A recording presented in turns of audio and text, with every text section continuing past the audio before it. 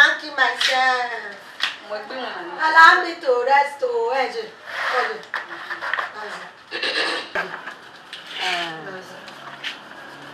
I'm here by oh, wait, David, be like, go. Where any money man alone? What why you me go? Yeah. Can wear here. One every mayor organizing. Why are going to live? Where any money alone? A doctor, why kill? I kill who name when job. No, whether I want to go and no even does your door is you, door de kill, door radio, me and Only give you a man where he did a minimum and a understand the way. Anywhere in the where a Rojan, one were upgrading it. I give it 2020 naira 1,000 who hang on me. I then measure Yakama, Yaman Yakama will get a white wagon. 2020 naira, and I go. I'll marry you. And I go, not there, okay, for not a moment. Let me go now. Where me a Colombiana will buy. 2020 naira, no where 2020 naira, you know. Where I walk on a walk around that would all have very a fan of your do. Where my again man him no soon. We bag a when we bubble Vietnam. You didn't one year cook by. Anyway, without having a banner, why I live at the friends will not do it. Huh? Anyway, where have anybody? Yeah, you go. I don't get your no more better. I'll walk back. Yes, your man area reject me. I'll walk back. 1 year as a boyfriend. I know whether I get a gun, not very me. Where more bubble. I'm walking out door. You don't wear a down. I'll go to blow a dog back. We are having no share. I can't keep myself. Allow me to flex so you can get go.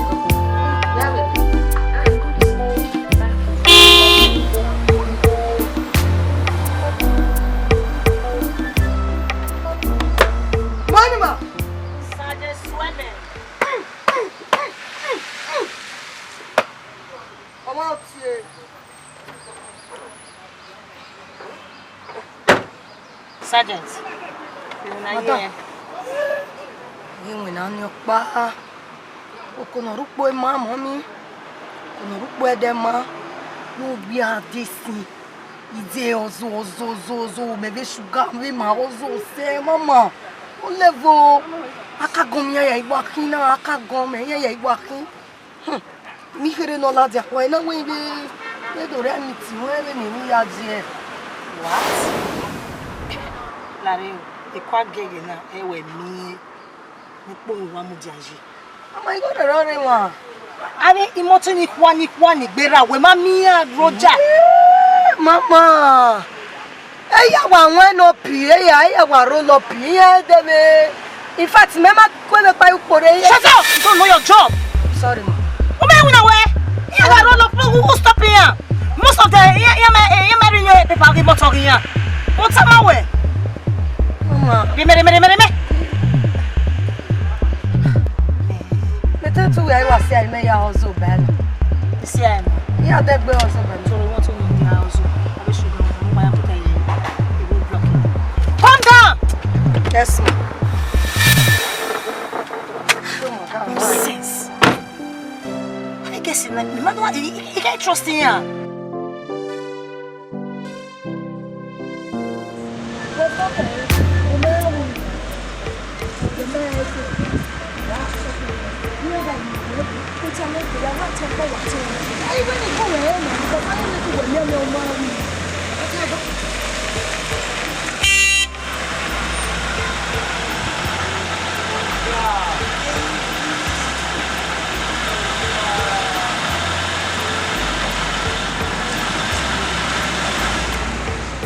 Go your way. Check.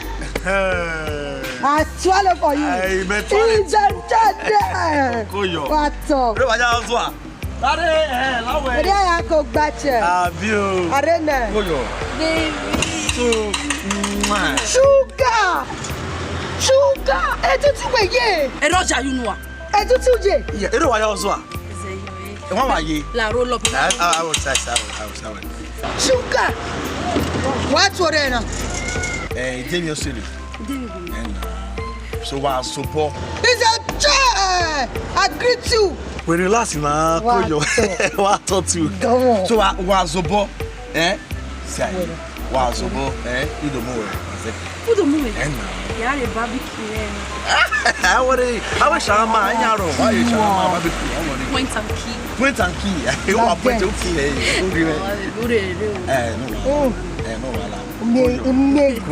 No, also say, fair location. He's a chair. Straight to the womb. He's a lie. Doggy style.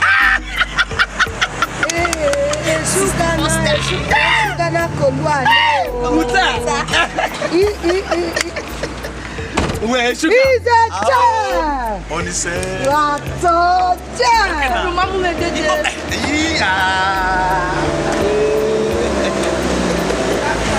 How are you? Bicycle club. In the mower. Yeah, set along. He's a child.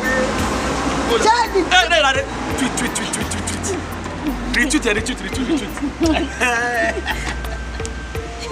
Everybody.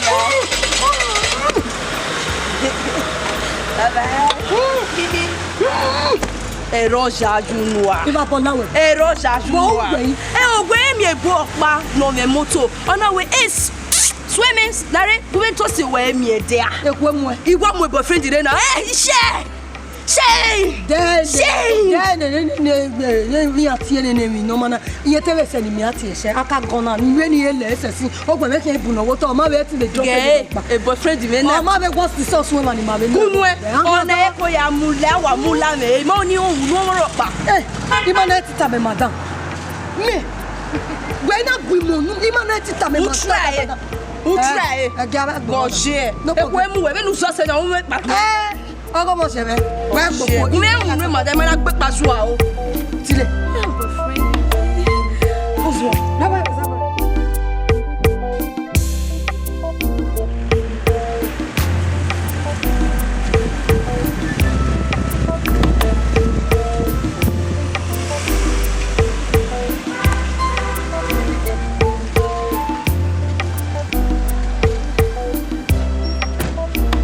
Mama. What day now? Posso não apo, ama wu. Ah, ma wo. O teme ne kere yan wa arrest e do. Yan wa arrest e, me ko le ro na ka ma me arrest ye.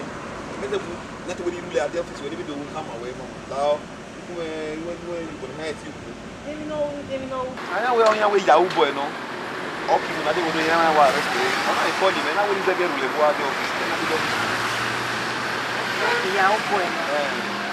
We show where you are. You may need to be I see you now because almost 100% of the boys in America now there. You may take him with the white sin. You might be a video. Always have a bullet when you bullet. Wow. Working now, guessing in our way. Halfway, you are by 2 o'clock. So you have time here. Move at the station. What's it? We are worried. We are. What's it? Mama.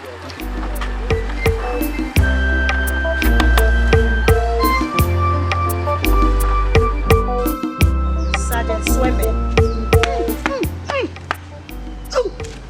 Correct. My anytime. Yes, mom. Sugar. Madam, I be sugary. Madam, what's happening here? My bag. Amari station. My riegi is Peter Saze. Okay, Peter Saze gani. Brother, not any. Store, memory. No problem. Wariegi wa kama we no result in the station. Confirm. What's up, Tim? So I bought deep away. I want to make me. There was any right here. I'm going area. So I bought. What's it? Mama, yeah. Mama now. Sergeant swimming. Sugar. Confirm. Ma understand. Confirm. Till. Where's the other me later? Where? What do me later? Back. Oh, need ma. After the reggae, we here play the blues. Yeah, I can't more. But now we meet madam in the office. Madam, we settle our office. My brother, only we watani. De ropa. Madam, I watani banoya favor we see we my hand can do that. Mana papa mana bring your office without mana me gear. Or you for all of us who better Nicky Wagbo, Mume or Wagber. But when I rob getting a call now, we call him. I'll tell me where Sophie, you are. I'll get Madame Nicky. Many manas and I'm a very meeting. Oh, it's all here. We marry anybody when you marry Hori. We are women and now we marry Hori. Wherever. When my bed the haircut. But my queen one a banner was so don't you answer to what you didn't come in my make it. Oh, also we're here. We may a police. I'm your table. No, brother, in business. I'm your police. I'm your vision. I'm your police. Mother, you may ready no why go nima. Kiro ni matore. Anyway, azwa. Yeah, la wala. Why would I no more? Oh yeah. Kirona, central lockets. Oh, mother start. Central lockets. Well, Latia, swim. Take the other side. I want I don't want love it. Come on. Yeah, they police na you are. Yeah, they me your team. I got track, but you try now, double nonsense.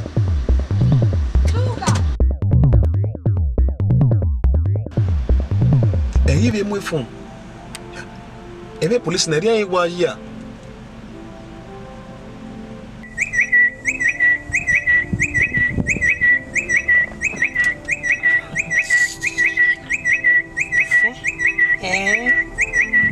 I go tell me.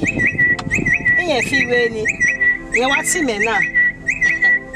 I be your quick amia way so then you me go. The police na dey me osewo. Hiye. You tell me on as well. You want with Sergeant Sugar wa deal with any. O ma no di gore. You feel we Ogeya gbe the police force. The phone you. My own cousin. I even call now the phone what we do you. Yeah, police na me na me ya je o. I am not saying no, I understand. Be free no, because he police away in the bill of time for free. As in, I understand. Okay, I be money. Going to me a roadblock. I leave. If I depend on salary. Who salary don't help? Like do I disturb you, man? Do I disturb you? Me just salary get you. You work above your bonnet. Oh, we do billing for free. Yeah, me says yes, when we come in, we start to swim. Yes, swear. You may wear a police officer a roadblock today. I wait a floor. You may. What can you marry Joshua where if you come back? Then they come back. And if you get done, we'll put it on the woman. We my time, we no share. Said, let me go. My mother. Mama, Such a swimming.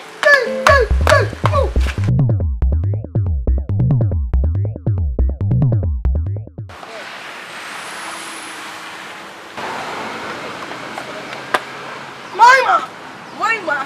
That's my girl. Let's start. Believe what day? Let's start. Mother, help them. Such a swimming. Sugar. Madam, yes, How far? What is this? What's it? Madam, On your power. I know what is still G. Akago. Don't make me win a yard. Akago. Again. Oh, my God, my hands are with my Zore. My man, I will not pack. Oh, my one packing them and I want to. But they're going to come on all that you. You guys do it.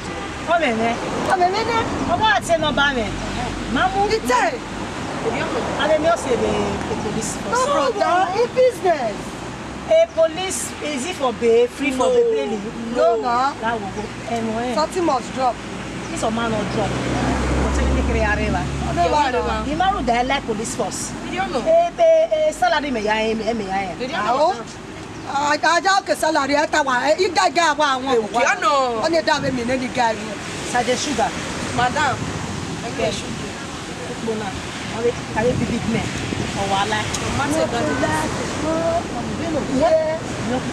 No, I need to know. What targeting motor? Yeah, renew a motor. Yeah, Brasilia. So all these women who were used to be women who have targets. Good. Who are giving to no good. Understand? The court will have it. Madam! Hi, ma! Drive safely home. Wag bagbene madam. Asma! Wag bagbene madam. Claro! Ha! Ha! Hey, ma!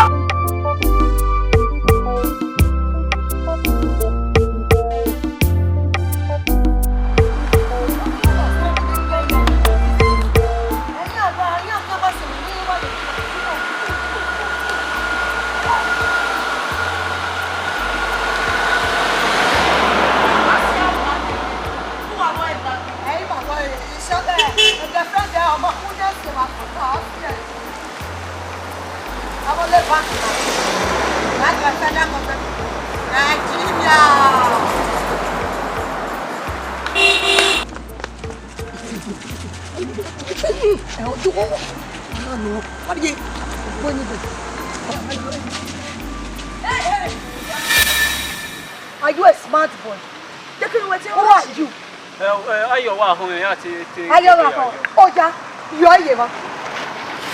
You not be sit here now. Oh, come on here, sir.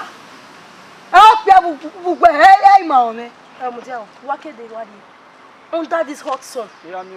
And then you walk past the police officer of the Federal Republic of Nigeria. Gucci, oh big boy. You know where they had that by? On Irene now. Mete where? Ave celebrity, ave Davido, ave whiskey. Your boy. You have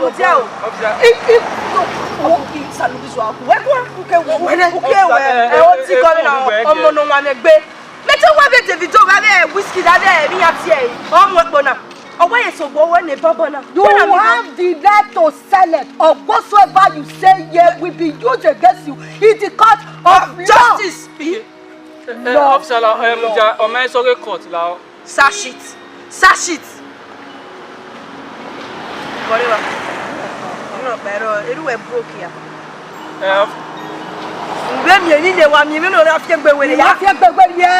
Arrange. Laptop. One. Oh no, where are you? You were your officer, student in the University of Benin. What's your phone? Wingo. Oh yeah, weed. Perfume, no matter when you beg in the house, and two. A perfume now we had to see the guests. Why spray and work a big boy? Yeah, work a big boy. Officer, spray for. Officer, swallow. Officer, perfume, none was spraying on now get 200 in here. What is God having permission? Wash you. Oh yeah, sit. Get there. Total. Do not sit on the auto. That's wrong. Wash you. Adidas no. Make sense. Adidas. Get there. Push it. Yes. Officer, embarrassment in a student here. Well, Oh, Maka, we can on our very good on. Oh yeah. Maybe you have to the station and move. Back there. To the station. What is it? We are not a killer. You come to this station. Officer, who's all we're getting? We are not one. Only me when I get back. Back to the station. no, officer, yeah, what we need, I want to station. I need my welcome and other belly. It won't back me. We're not back me now. Oh, man, I want officer. What is that? Back.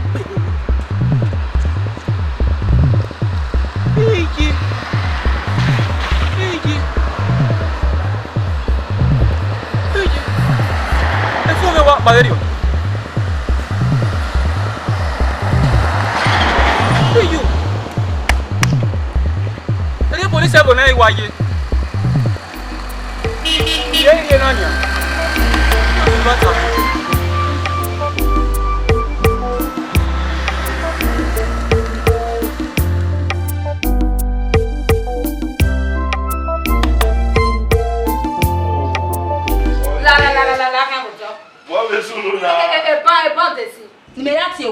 Ija no a e go slow aru de now ya we me am me yem we ko ya eru wa ni ya wa we o ko na ga kwale wa wi shishi me na ga e bi de nu gwa na gwa le gile wo ki o to lo we ne aga o da we men mi gwa lo na any ma no gwe me ya ta do oni we be mo ya ya we me gbe e yo aga o to lo we ne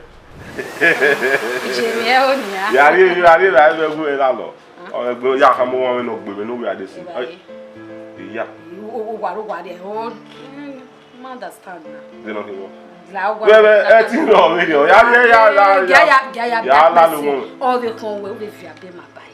Ya o we baba. Benu we kwa ya we se de ya ma mi vai you told me. No kali la ne. O be no ya nyon na. Wa lo ya wu yu mu we la ho. Ewe, we no wa ton ni. Mo emi a ton anari o ga wo wa na eri kon wa ni a. La de ga re we nya. Ija. Ya re we nya we la re ni a. Ete ya bo ya ba pe. Ogo ni ga ya ba pe si. Ete ya ba pe. Ya be ma ga e ko. Ya fi abe ma. Ya re we. La ni sumo be be ni ka. La re ki ke we la nya.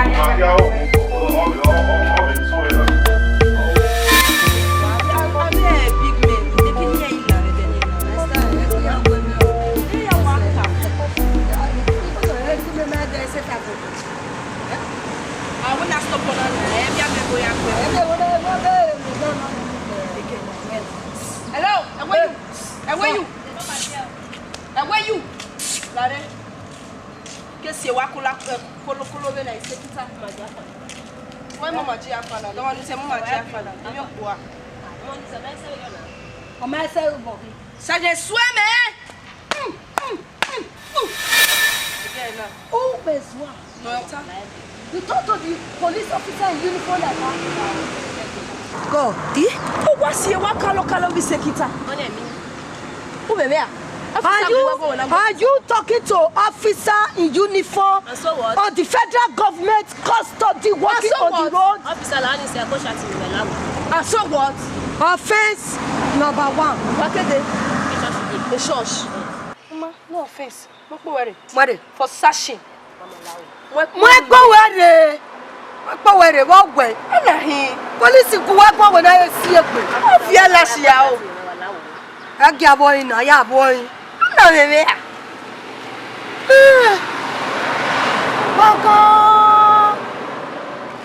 Confirm. Wakede. Jesus.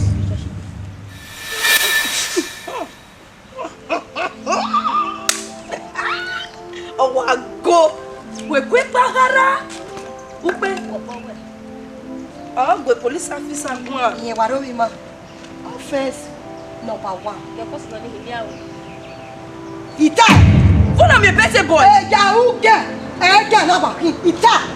Eh just up here yemu na. Eh wa wo na so. Iti. What am me better boy? Ge ebi ba ko. O wa stick. No play why no be eke no be. Ah ya we blood money o. Eru we ona gi mi wi de gbe ya gbon. Eh ya we yo. Jesu la re ichawa yo ko bi mo la ile bo re. Ku sare pe se o. Sare pe ti na pe. God Jesus offense number 200. Wanna be a kissy? Honor ye ma we tu gbe mi span. Ya kin ne ya boss. A kissy original one no. Yeah me. One. Offense. Oh, que necklace do. Mio, Igor River. Sugar. Kieme. Sugar. Igor River. Kieme, madame. Kieme. Madame. Tia, What's wrong, boy? Hello. Where's your baby? You gonna do whatever. Oh my God! I got to wait. I hope it's Moshia. Officer, very officer. I got to. Officer, very officer. Ah, you're there. And I give me one yard, but you have. Hey, we go get approval, and that's the way the top thing over there. We are going to have a bun on one. Station. We are taking you to the stationery. We are taking you to the stationery. Give back. Get the petrol. Okay. And I can see it all. Give back. Where in Petopia? Petopia. Who are you?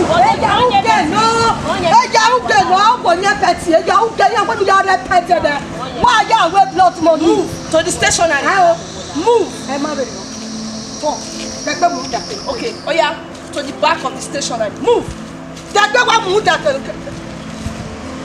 Hello. Sergeant. Sergeant. Yeah, what's up? Let's go. Go to the stationery. Give us now.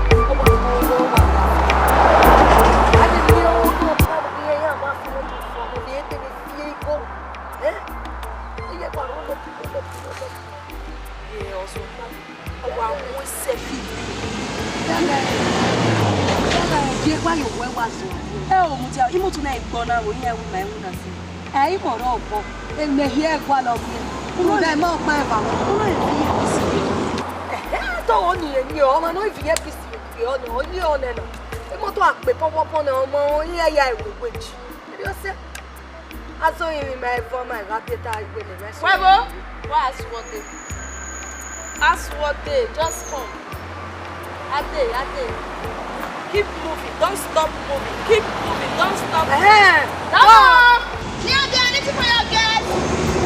Give it up. I'll talk to my head. Go.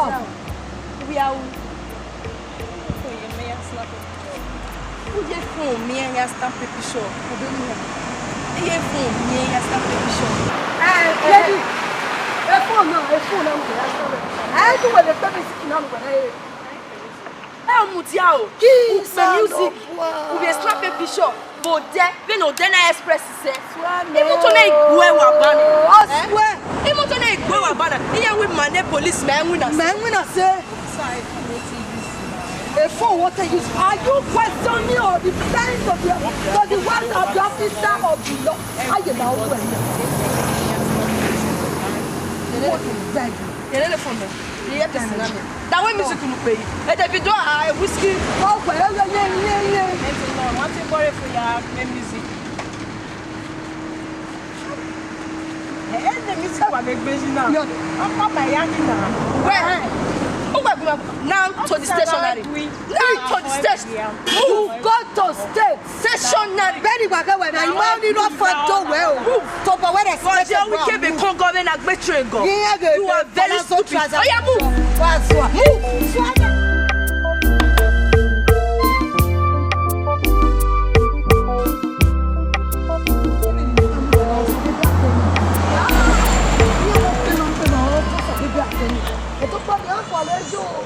Iya wa be tie ne.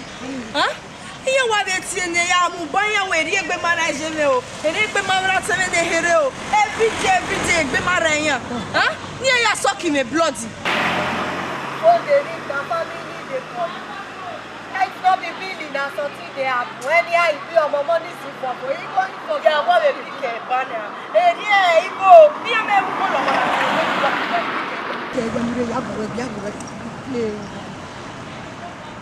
Hello?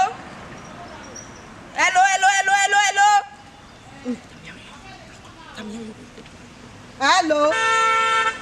Yes, hello? What kind of metano? Hello? Sergeant Sugar, already duty, already duty now. Especially duty, I'm not saying that now. And everybody I'm with phone. I swear me home, Sergeant swear me home. So when no say now, I may do it in town, but I need to let you know where special duty urgent. Never say about oh, we ever went so. How can I duty now? So where you call it? We may do it in town. Why am I in town now? So we have your whole tiẹ̀ ọ̀gbàdé duty ẹ̀ tiẹ̀ gbogbo ọmọdé padà because duty náà jẹ́ ọ̀bẹ̀bẹ̀ náà jẹ́. We are always cutting your for. When can you go to the card? Hello, and Saja do tell one who go on here or no. Hello, Saja do hello. The man got from where did not know whether who got it. Saja swimming.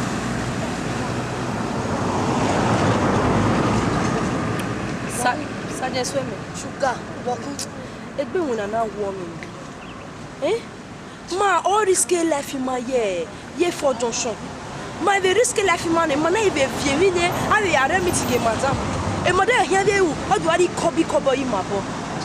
Eh? Oh, women, as in, I'm tired. Shock. Sugar, what on? Be woman. Eh,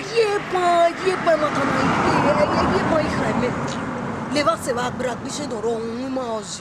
Imagina. No rien modé no fi moto yan se que non j'ai excusé fait sinon mi egbe. Yan mama no wuri azo yin mi.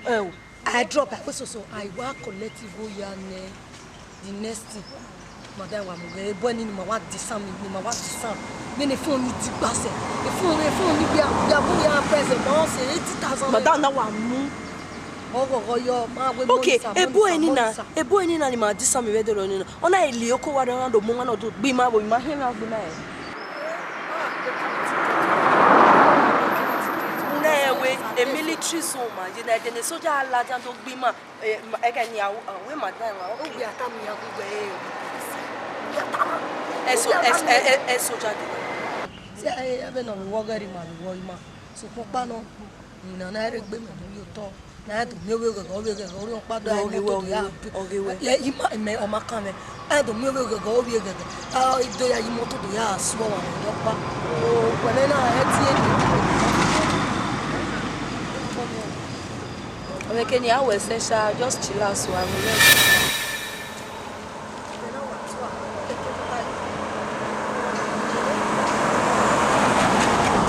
no o fo no ki moto wo kian Babe ti o bueno. No, ni amigo remiti.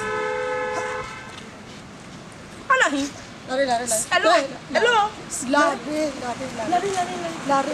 Ojo momo. Kari. Anya mo nu. Omo mi shuwe.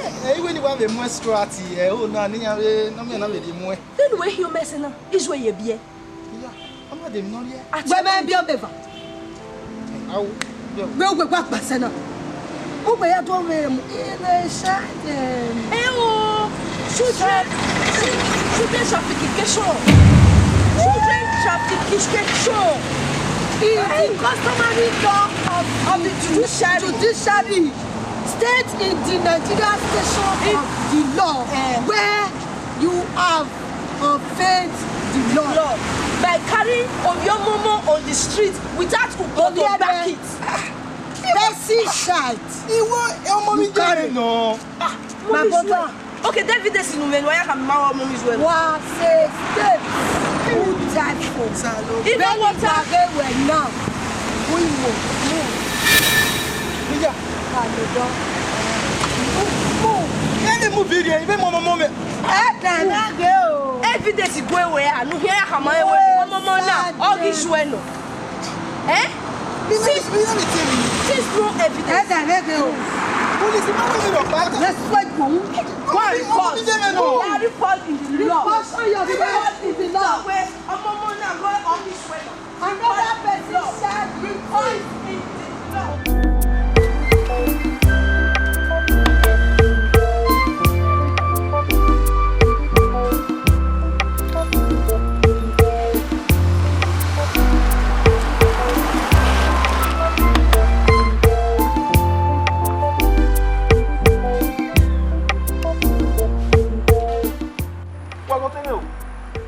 Me wa moto gbara me hiyo same Benin mani gele wa mu na le wa gele wa ge yi do wa gele ye agele wa ge mi lo tebe police yi mama